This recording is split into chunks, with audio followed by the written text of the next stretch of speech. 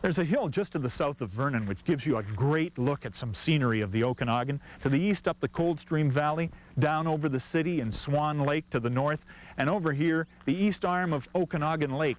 Just beautiful scenery. What a great place to have some kind of naturalist interpretive center.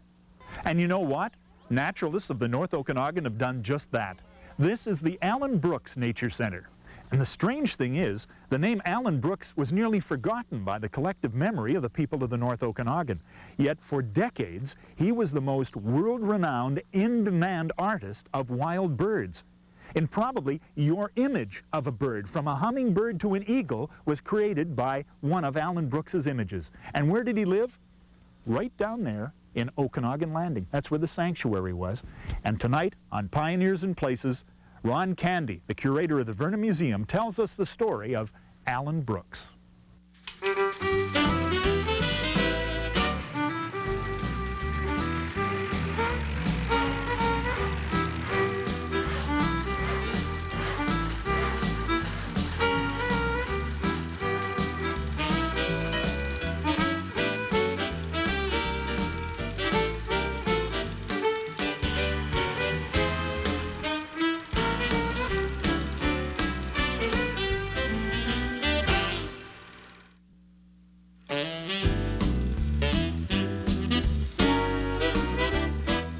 Welcome to Okanagan Pioneers and Places. Mike Roberts with Ron Candy, the curator-director of the Vernon Museum, here to talk about Allen Brookes, whose name really disappeared from our conversation for a few years before we rediscovered him.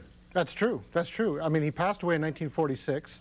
He seemed to have fallen into a state of obscurity. People weren't really paying attention to him after that time, especially the collectors. And then suddenly people discovered who he was and what he did, and there was a big resurgence. And it's safe to say that he was probably one of the top bird illustrators in the world during his time. He was. He was. He was considered the top, if not among the top, bird illustrators in the world during his lifetime.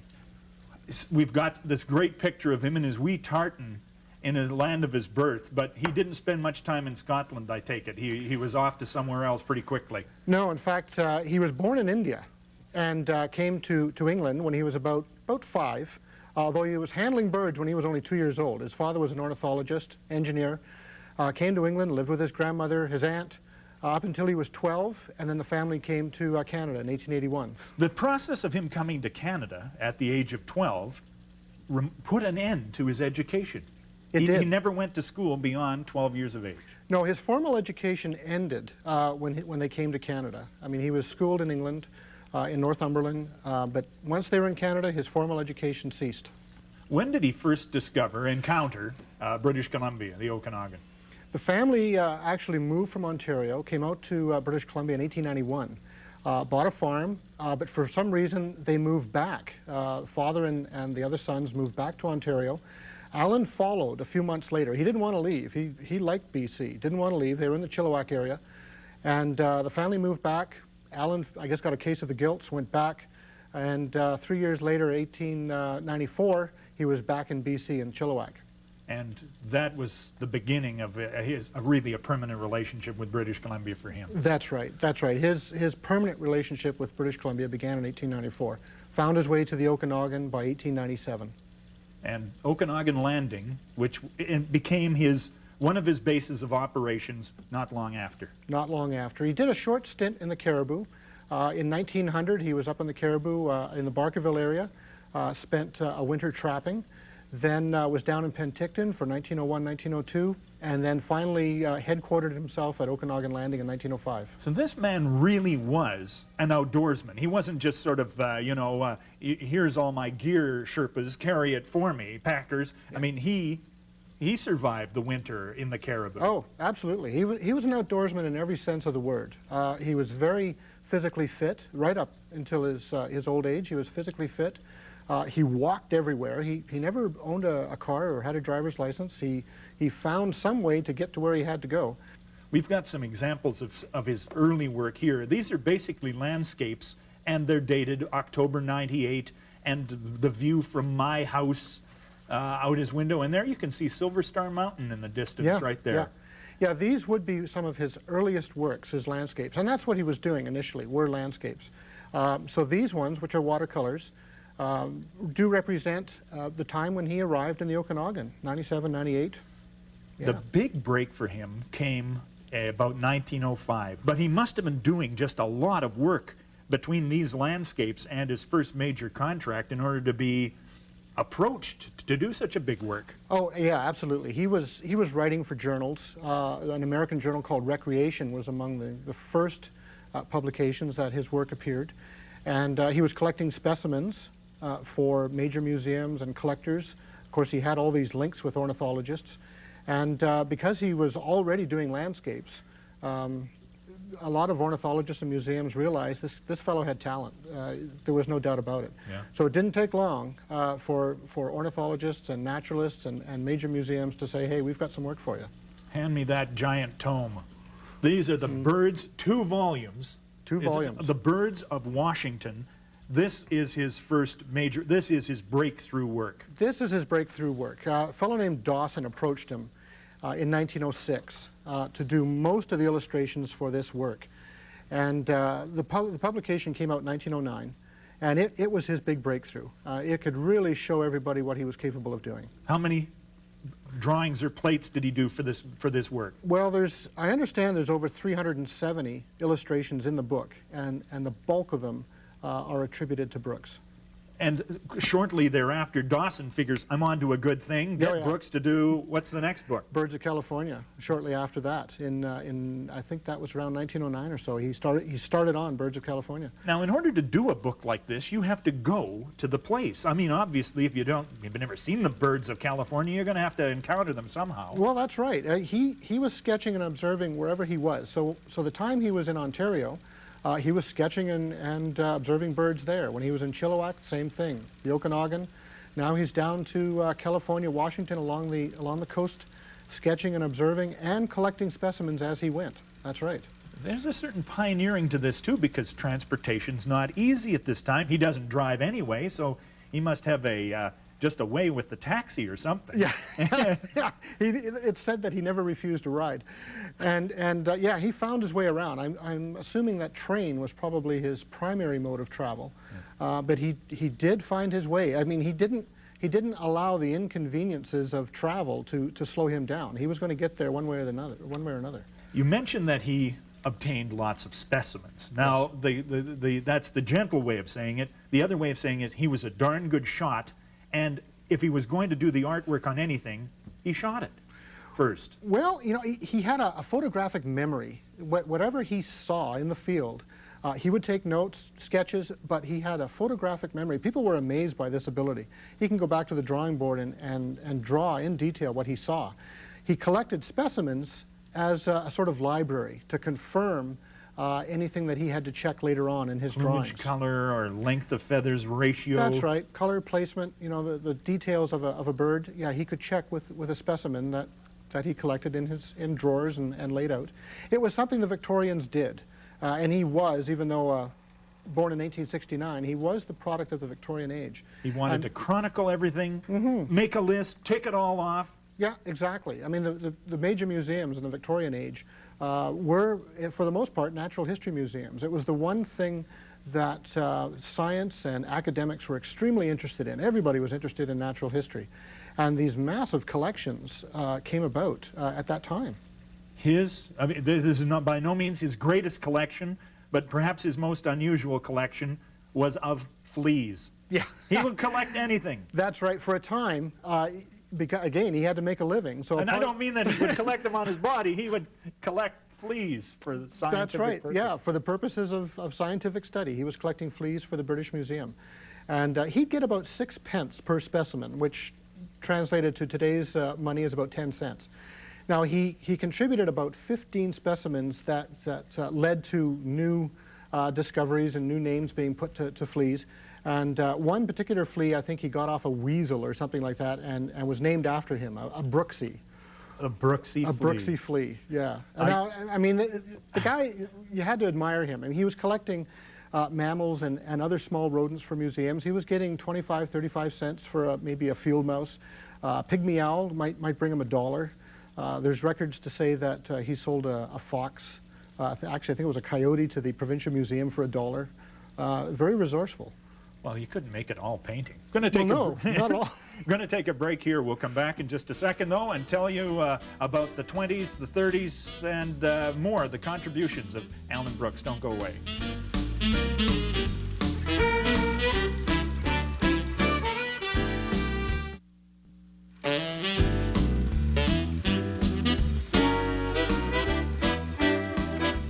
Welcome back to Okanagan Pioneers and Places. Mike Roberts with Ron Candy talking about Alan Brookes. Well, I mean Major Alan Brookes. He was overseas 1914 competing in a rifle competition, the rifle competition. The rifle competition at Bisley. He was, of course, a crack shot. This was already established. He went to a lot of rifle matches in Vancouver during 1911, 1912, even back into Toronto for rifle matches. It was only natural that he would travel to Bisley with the Canadian rifle team and compete there, 1914. The war breaks out. War breaks out. He tries to enlist, tries to join a Scottish regiment. Couldn't get into the Scottish regiment. They find out that he's already in the Rocky Mountain Rangers as a lieutenant, a lieutenant. Sorry, good thinking. Good thinking, caught that one. And anyway, so they send him back to Valcartier, Quebec, where he teaches musket training. Being a crack shot seemed a logical thing. Back to France. He's quickly promoted to captain, a little while later to major. He's actually a sniper, again, because of his crack shot abilities, and wins the DSO, the Distinguished Service Order. That is a very high rank for a sniper to be. It is. It is. Yes, absolutely. And that's what he was retired on as major. Hence, he's still known today as Major Alan Brookes. He never talked about his wartime service. Something about it affected him deeply. He didn't talk a lot about it, from what I understand. And prior to the war, as we pointed out, he went to a lot of rifle matches. He hunted big game. After the war, it wasn't quite the same. He wasn't hunting big game with the same enthusiasm. He wasn't attending rifle matches. So, yeah, the war changed him. War changed him. But he was still in demand as an artist, but he also decides at the age of how old? To get married. He'd been a bachelor till 50s. He was about 57 in 1925, and he meets Marjorie Holmes from England and decides to marry at 57. Got to hand it to him. And right there at Okanagan Landing is where they set up home and garden and offspring. That's right. January 26, a son is born. And of course, I would imagine that all his fellow ornithologists are thinking that his life is about to really change, but he assures them all that being married and having a son is not going to seriously alter his lifestyle. This is not to say that he was not a good father. Excellent father, from what we've understood, talking with his son, Alan Jr.? Alan Jr., who has now passed away. But yeah, he had a good father, and took a lot of interest in Alan. Alan became a mammologist and went on a lot of field trips with his father.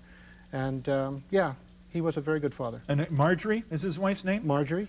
She also had a sort of a civilizing effect. She got him to put in a garden, which had the side benefit of attracting all sorts of birds to this garden. Yeah, well, the sanctuary, which is what it was called, this little 1-acre plot of land that he had on Okanagan Landing, it had over 40 species of birds nesting on that site. It was actually known at the time as the largest nesting site, the most condensed nesting site of birds in North America. And it was kind of wild. So Marjorie decided she was going to put in a garden and explained to Alan that the garden could attract hummingbirds. Well, there was one species of hummingbird that Alan didn't have yet in his collection. So he thought, well, you know, if it's going to attract hummingbirds, this is a good place to maybe set up a blind and sit amongst the flowers and wait for this bird to arrive, which he did. He was sitting amongst the flowers when Marjorie came out, saw him there, crouched in the flower bed with his gun across his knees, waiting for a hummingbird to show up. She got a little upset about the whole thing, and they had a bit of a truce. Alan surrendered and said he would never do any collecting on the property anymore. Unless it was a hawk bothering one of the garden's chickadees. That's right, yeah, that's right. They had all kinds of feeders set up, and if there was a chickadee just minding his own business on a perch and a hawk swooped in, he had to contend with Alan, who could drop his paintbrush and grab his shotgun in a moment's notice. some more books come out in the 30s. And of course, you got to Yeah. remember, the 30s, depression, not a lot of money going around. No. And yet, at this time, Birds of Canada, Birds of Western Canada come out, and he is the artist. He's the artist. Percy Taverner, who was with the National Museum back in Ottawa, he and Brookes were very good friends. They corresponded during the war. And yeah, Percy went after Allen in the 30s to produce these books. He actually approached him before the war. The war kind of interrupted some of the work on these books. But yeah, in the 30s, he managed to crank them out. So crank them out again, hundreds Yeah. and hundreds of paintings of birds. And hang on a second, I've got to go down here because the National Geographic became the document of the populace into science. This was the closest thing to a scientific journal that the average civilian could grab their hands on. Yeah, that's very true. The Geographic was written in layman's terms, and it was a very popular magazine at the time. Not to say that academics and other scholarly types, you know, they subscribed to the Geographic as well. So anything that appeared in the Geographic was considered of extremely high quality. And Gilbert Grosvenor, who was editor of the Geographic back then, during the 30s, approached Brookes and to do illustrations for various stories that were coming up, various articles on ornithology and birds. And he ended up contributing plates to, I think it was 20 different issues of the Geographic, all through the 30s. So, reference books of all books in Canada and the United States, the National Geographic, the Audubon Society, thousands of paintings that really, they probably create our image of what a bird's supposed to look like. Somewhere in our recesses, we never looked for his name, but Alan Brookes. That's true. If any of us, any of us baby boomers, let's say, chances are we've been influenced or have seen a Brookes painting, whether it be on a scribbler, because some of his paintings showed up on calendars, on scribblers, art cards. Of course, the Geographic, it was everywhere. Look at here, the Royal Record, Howard Smith Paper Mills Limited, and they contracted with Alan Brookes to do every month. He was the person whose artwork was on every month of the calendar. Right, and of course they weren't the only ones. There were other calendars. Art cards produced by the National Museum, art cards produced by the Audubon Society. These were little packets of about 50 cards, and they were about the size of a postcard. And his work was literally everywhere. Going to have to take a break here. Be back in just a moment to take a look at some artifacts and talk about some anecdotes in the little time we have left. We'll do that right after these words.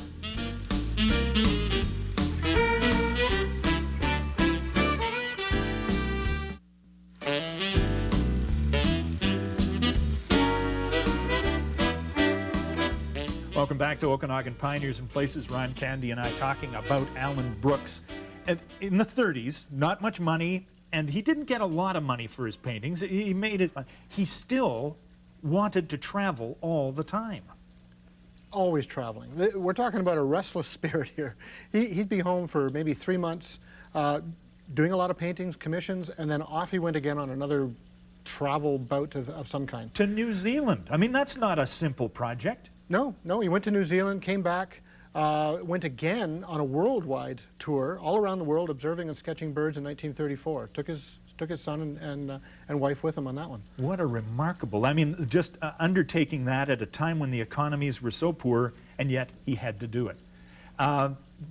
Some of the things which you'll discover, I mean, I'm always thinking to myself, he was generous with his work, and all sorts of people have Alan Brookes paintings. Oh, absolutely. He was very generous. There's a lot of people who say that when he was maybe giving a present for a birthday or a wedding or an appreciation of something, he would give one of his paintings. That wasn't an unusual thing. Or his skins, his specimens. He would loan those and trade, and a very generous man. He collected thousands of those specimens, didn't he? Thousands of skins. And yes. he knew taxidermy. He'd cure them in the field in order to preserve them. Yes, that was very important for him because they were used as a library. The feathers and the color of the feathers and everything else had to be as near real, to a living bird as possible. And he had to treat them in the field to ensure that. Where are all those specimens now? I would suspect that the majority of them, we know that they all went down to the Museum of Zoology at Berkeley, and I believe they're probably still there. Sometimes you can encounter a little treasure box in an attic or in a basement somewhere. This is nice, it's in a Tom Thomson box, but you open it up and you find all sorts of pencil sketches of Alan Brookes. Yeah, yeah. He was always sketching, and as I say, because he gave so many of his paintings away, a lot of them are in the hands of private collectors. It isn't unusual in Vernon, for example, to find a Brookes painting. You go and visit someone, and lo and behold, there's a Brookes painting hanging there in the dining room. Is anybody trying to, I don't know, tabulate or chronicle or collect any of these at the time? Yes, there is. There are a couple of members of the Alan Brookes Nature Center Society that are attempting to tabulate a complete list of all his works. And there's a lady back in Ottawa who's working on a publication right now of all his works that hopefully will be out later this year. This here is his actual painting board that he would take with him, put his watercolors, tape them down, and these are his brushes right here. Yeah, this is one of his boards. This likely was perhaps one that he packed in the field with him, and some of his brushes, and he would wet down his paper and tape them to that board.